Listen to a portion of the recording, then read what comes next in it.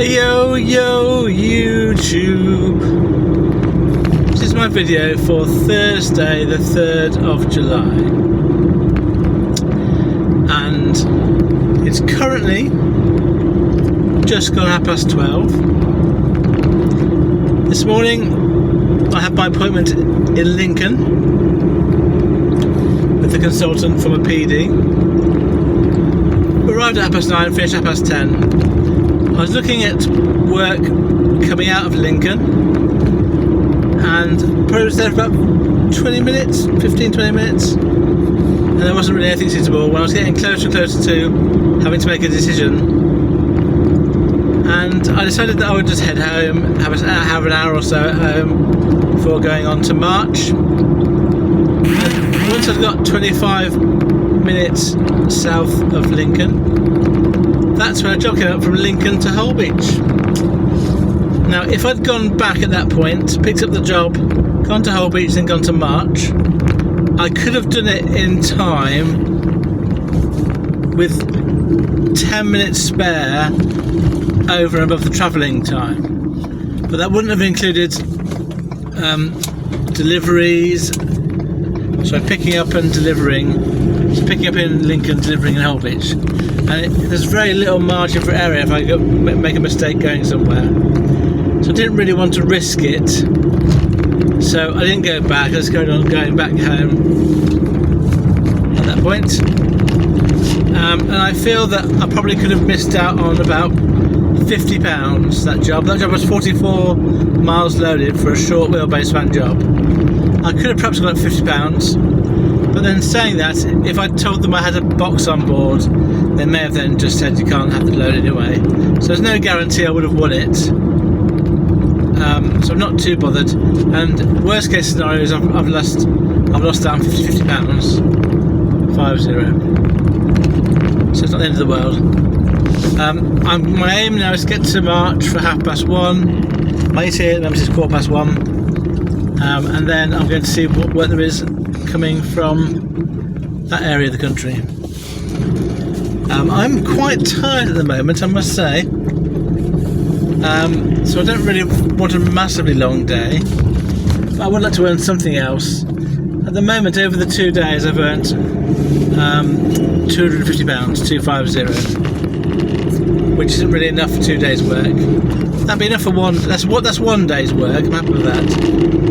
So I'm going to try and get myself enough money today to at least earn half a day's work, in addition to that full day I've already got.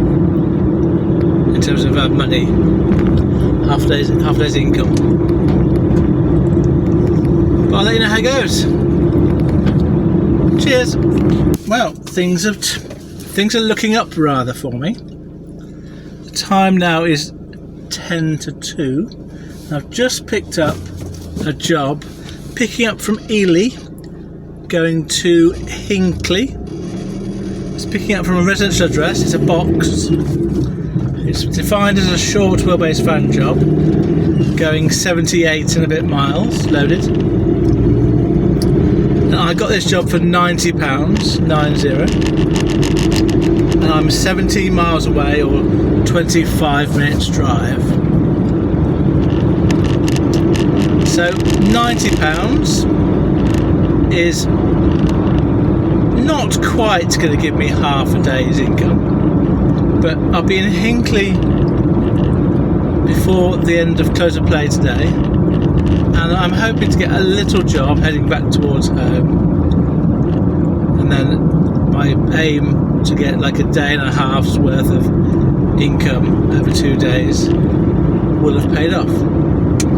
I dropped off my original load at 1:30, and then I just sat on site for about 10 minutes, just going through all of the CX jobs. And when there wasn't anything on there I could win, was suitable, and then moved myself to a nearby retail park to park up.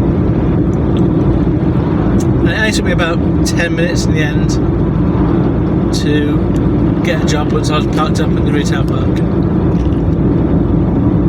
There was another job going from St Ives dropping off at Peterborough and then Boston, which I put a similar sort of bid on. I put £70 on for 54 miles loaded, small van. Didn't get that. And the sort of area that I was looking at, within half an hour of me, was Huntingdon, St Ives, Ely, Wisbech, Chatteris, Kings Lynn, Peterborough. So I put a map up of what it was like when I was there. I was sort of on my own, but the word drive was sprinkled around me. But as it turned out, Ely had a few jobs coming out of it, which I remember from last time I was in the area. Ely's not a bad place to end up. So that's what's happened. I got myself a job from Ely. And I'm not going to be a million miles away from home. And hopefully I can get a third job, as I said, back home or towards home. Don't really care how much I earned from my last job a day. £50, £60 would be fine. And then I'll be happy with it. Right, I'll let you know how it goes. It's quite hot at the moment. What time? It's 23 degrees in my van, which isn't that hot, I suppose, but it does feel hot. So I'm going to stick the window open and then enjoy my trip to Ely. Farewell for now. Right, YouTube, miscellaneous items as they occur to me as I drive to Ely. First of all, when I tempted fate yesterday over the 2-day job, yet again, I was victorious. From the time I said, I guarantee I won't crash or break down, to the point at which I delivered the item in March, at no point did fate manage to cause me to break down or crash.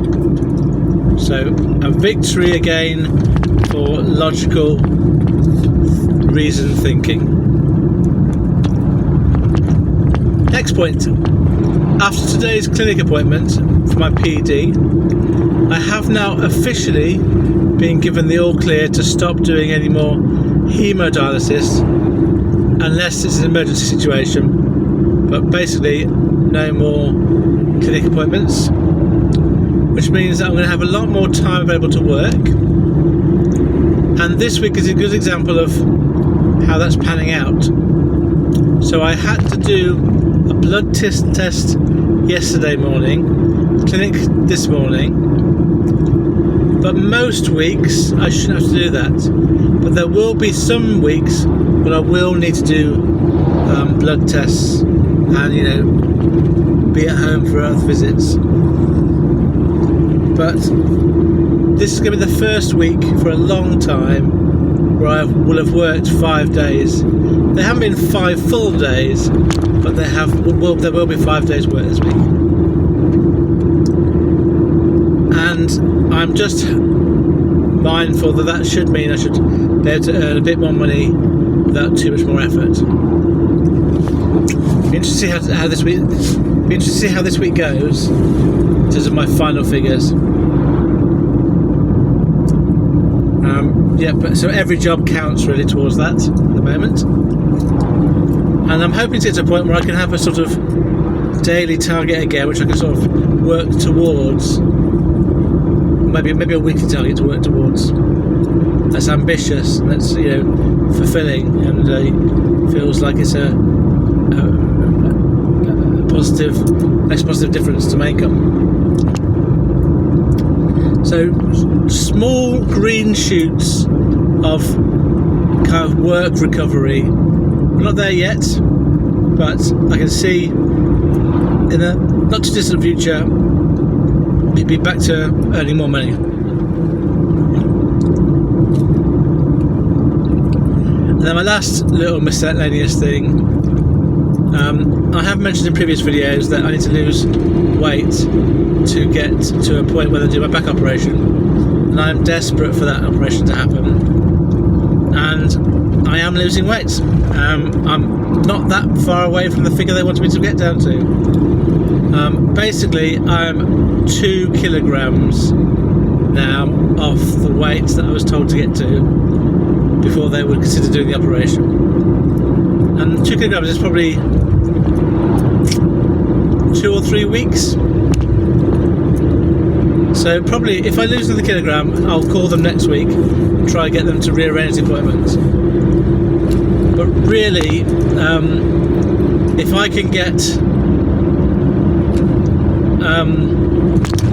this back operation done this year, that'll be the second of my big 3 things I wanted to get done. I've done the first one, which is get off hemodialysis and get onto PD.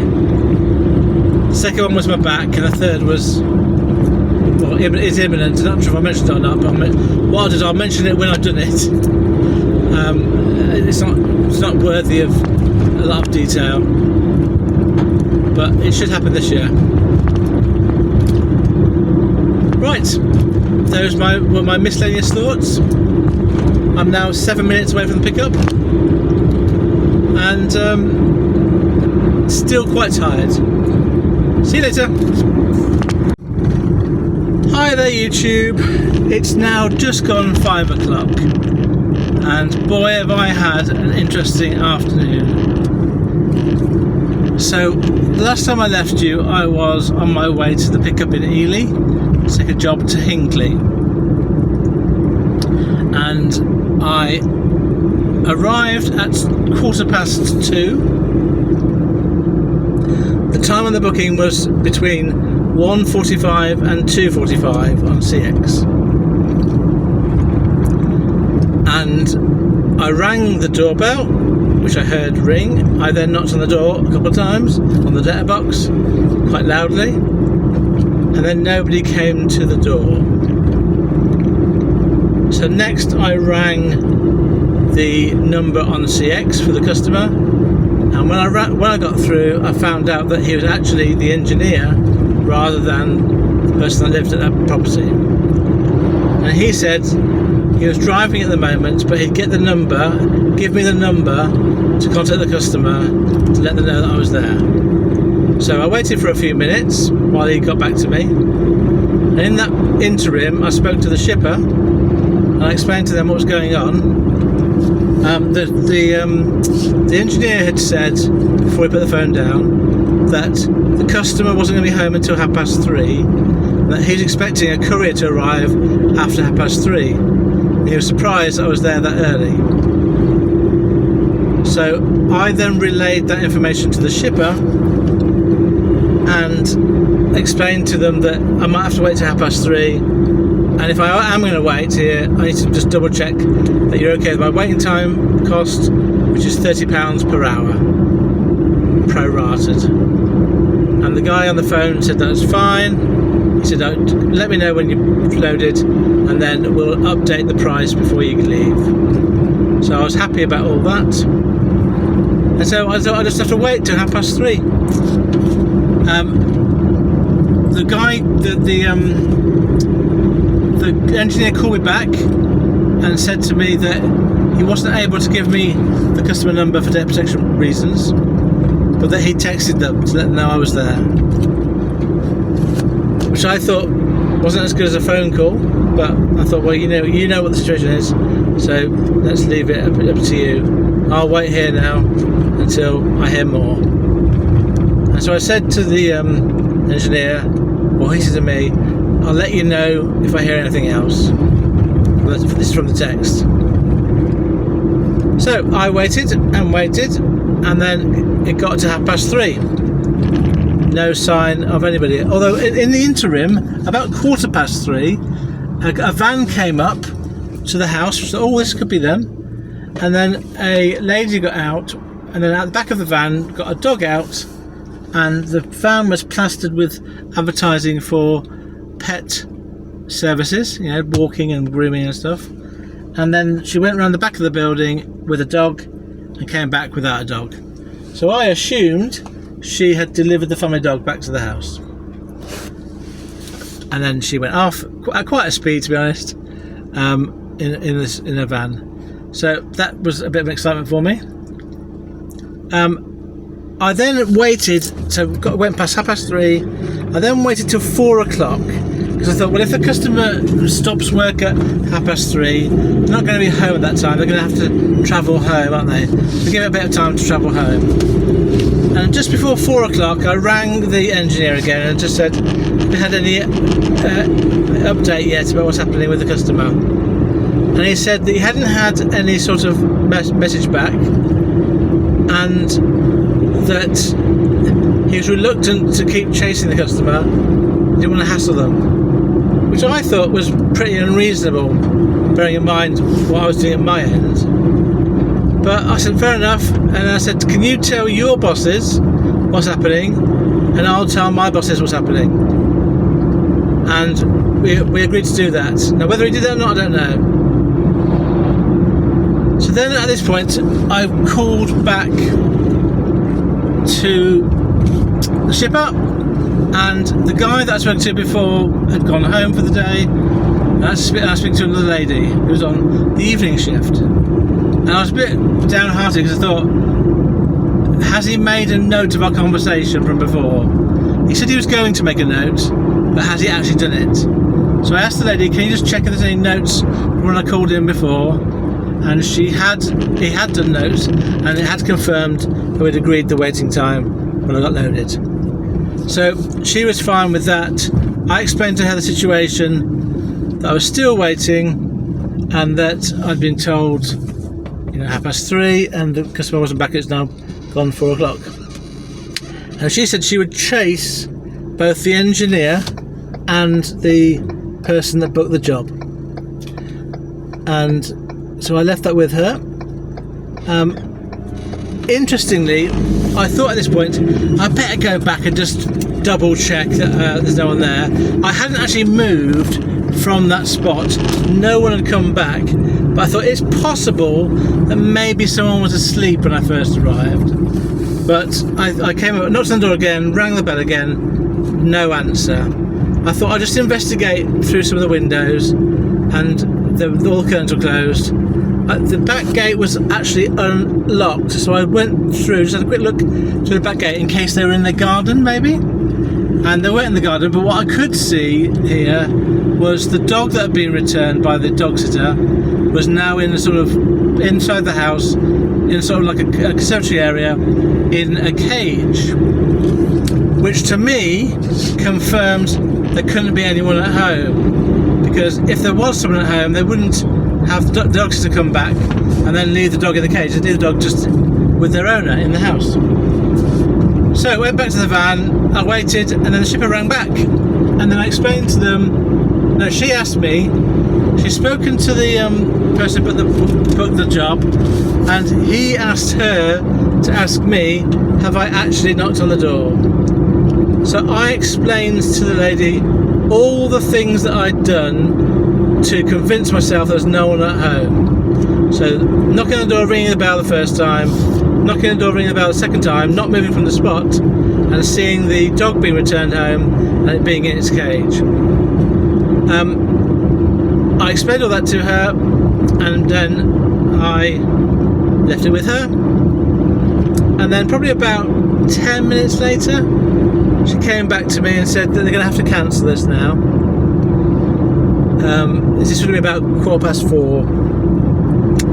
And I was then wondering, well, what do I charge for this? Because in my cancellation notes, if a job is cancelled when I arrive on site, I charge half the job. But for me, I wanted the full job paid for because I'd been there for so long and I wanted a waiting time. It just felt like, it felt to me like if I just left with just waiting time and half the job, I would have felt cheated. Whether that's true or not, I don't know, but I would have felt that. And so I thought I need to really try and gauge this somehow. So we had a conversation, and I said to the lady, well, I've been waiting for 2 hours, there's a half hour free, so at my rate that's £45 for waiting. So I really want that added to the job, really, in an ideal world. So she said to me at this point, which surprised me, so 2 lots of 90. And I said, no, I don't mean that.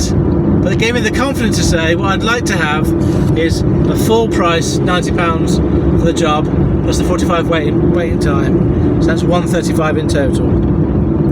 And she was absolutely fine with that figure.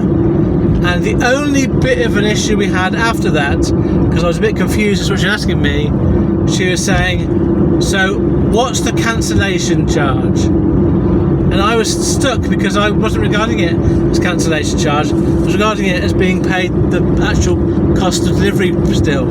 But I know what she means now. On her system, she had to separate out what I was getting as a cancellation charge and what I was getting as a waiting charge. And so I worked it out reasonably quickly. Oh, okay, yeah, what you mean here is £90 cancellation and £45 waiting. So once I got over the terminology that she was using for her own system, we got it all sorted out.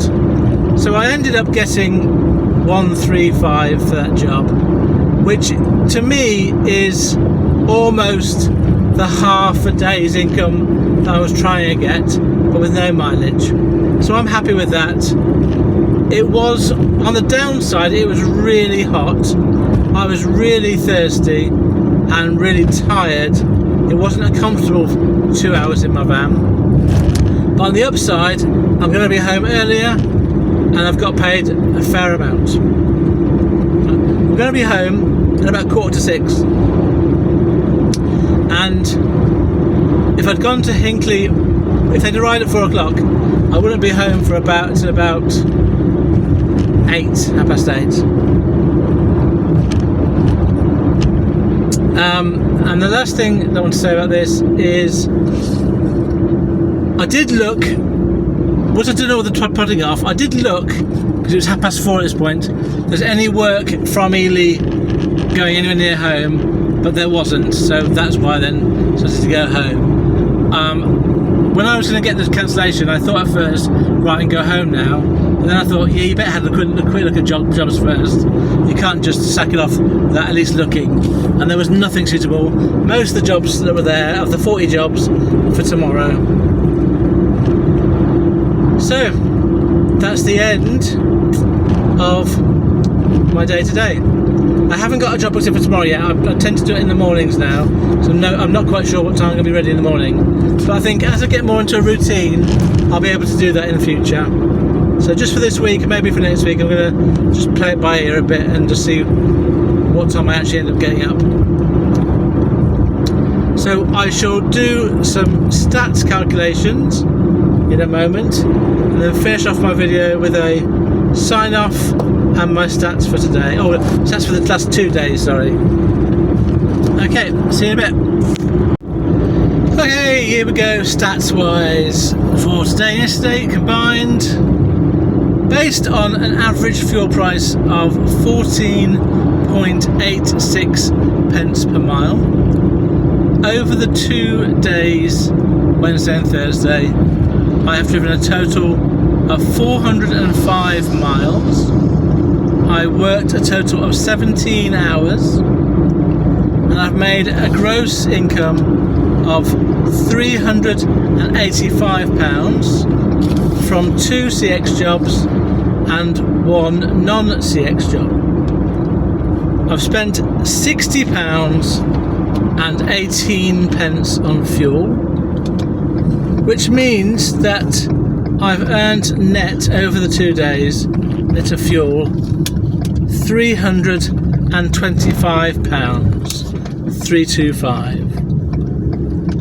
And so if I divide that by the 2 days and round it slightly, I've made an average net income over the last 2 days of £163, 163. Not only that, I've managed to do a job for one of the absolute legends of shipper community, and I was pleased that I managed to do that without any problems.